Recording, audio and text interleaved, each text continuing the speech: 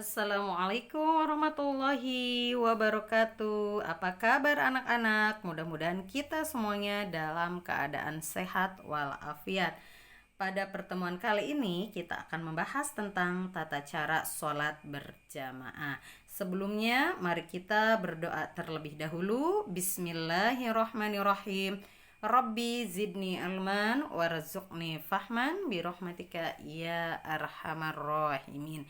Baiklah anak-anak, siapakah yang suka melaksanakan sholat berjamaah? Ya, alhamdulillah, insya Allah semuanya di sini suka dan gemar melaksanakan sholat berjamaah. Anak-anak, sebelum ke materi, mari kita perhatikan gambar. Di sini kita melihat gambar apa anak-anak? Ya, anak sedang mengumandangkan azan ya dan membaca doa setelah azan. Di gambar kedua, kita bisa melihat di sini ada anak yang sedang melaksanakan wudhu. Dan di gambar ketiga, kita melihat satu keluarga sedang melaksanakan sholat secara bersama-sama. Nah, sholat yang dilaksanakan secara bersama-sama itu adalah sholat berjamaah. Anak-anak, pada pertemuan kali ini kompetensi dasarnya yaitu KD 3.5 menerapkan tata cara sholat berjamaah. Adapun tujuan dari pembelajaran hari ini yaitu Ibu berharap siswa mampu menjelaskan ketentuan sholat berjamaah dengan benar, merinci tata cara sholat berjamaah dengan benar, mengidentifikasikan keutamaan sholat berjamaah dengan tepat, dan menjelaskan hikmah sholat berjamaah dengan benar. Anak-anak, apa yang dimaksud dengan sholat berjamaah? Sholat berjamaah adalah sholat yang dilakukan secara bersama-sama oleh dua orang atau lebih, salah satu menjadi imam dan yang lain menjadi makmum. Berarti minimal dalam melaksanakan sholat berjamaah itu terdiri dari dua orang anak-anak, yaitu satu menjadi imam dan satu menjadi makmum. Imam itu adalah pemimpin dalam sholat. Anak-anak, ada beberapa ketentuan untuk menjadi imam. Yang pertama, laki-laki boleh menjadi imam bagi laki-laki. Yang kedua,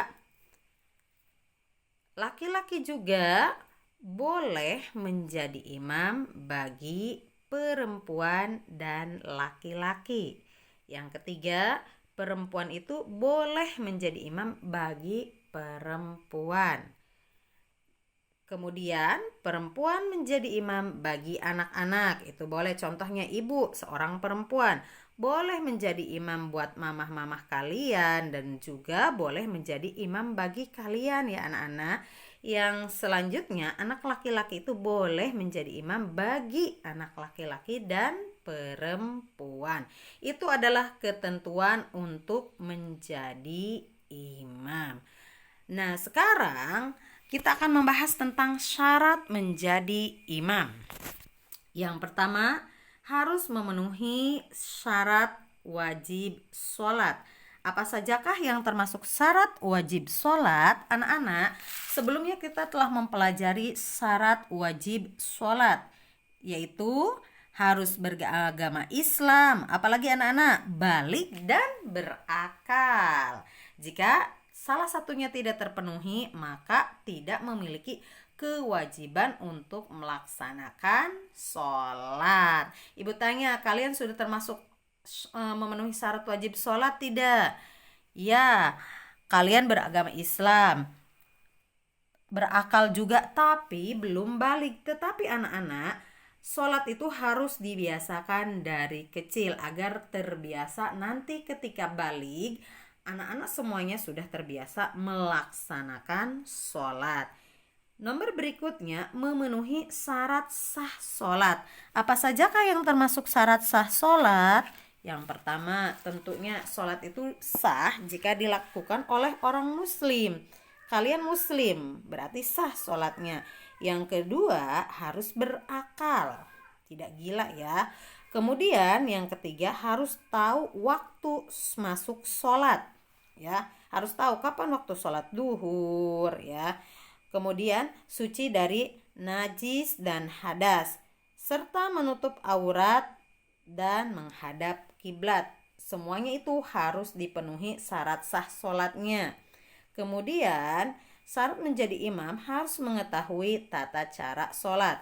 Jika tidak mengetahui tata cara sholat berarti tidak sah menjadi imamnya ya anak-anak. Kemudian fasih bacaan Al-Qur'annya diutamakan ya anak-anak. Nomor berikutnya, laki-laki boleh jadi imam bagi siapa? Ya, bagi laki-laki dan perempuan. Dan perempuan boleh menjadi imam bagi perempuan dan anak perempuan. Nah, syarat berikutnya dapat dilihat oleh makmum. Kemudian, bukan orang yang sering melakukan dosa. Jadi, orang yang menjadi imam adalah orang yang terpelihara dari dosa. Kemudian, berniat menjadi imam dan yang paling alim. Utamakan, carilah imam yang paling alim di antara jamaah. Anak-anak, seseorang yang tidak sah menjadi imam. Ada beberapa orang yang tidak sah menjadi imam. Yang pertama, perempuan dengan makmum laki-laki. Contoh ibu adalah perempuan dewasa ya anak-anak. Kemudian ibu menjadi imam bagi laki-laki dewasa, bagi ayah kalian itu tidak sah. Kemudian anak-anak dengan makmum dewasa atau contohnya begini. Kalian kan anak-anak, salah satu di antara kalian menjadi imam bagi ibu, itu tidak sah. Anak-anak, setelah mempelajari syarat menjadi imam, sekarang mari kita simak syarat menjadi makmum. Yang pertama, harus niat mengikuti imam. Jika kita sholat berjamaah, maka niatlah menjadi imam. Kemudian mengikuti imam dalam gerak-geriknya. Ketika imam sujud, maka kita sujud. Imam dan makmum dalam satu tempat. Jadi tidak boleh contohnya makmum berada di satu rumah sedangkan imamnya ada di masjid dengan menggunakan video call. Itu tidak boleh ya anak-anak. Makmum tidak boleh berdiri melebihi berdirinya imam. Karena imam itu pemimpin berarti harus berada paling depan. Berikutnya, laki-laki tidak boleh mengikuti imam perempuan. Seperti tadi contoh ibu ya. Ibu, laki-laki itu tidak boleh menjadi makmum bagi ibu karena ibu ini perempuan. Kemudian tidak ada penghalang yang menghalangi gerak-geriknya imam. Kemudian sholat makmum harus sesuai dengan sholat imam. Tidak boleh imam ruku sedangkan makmum seenaknya sudah sujud. Tidak boleh ya anak-anak. Makmum tidak boleh mendahului takbiratul ihram imam.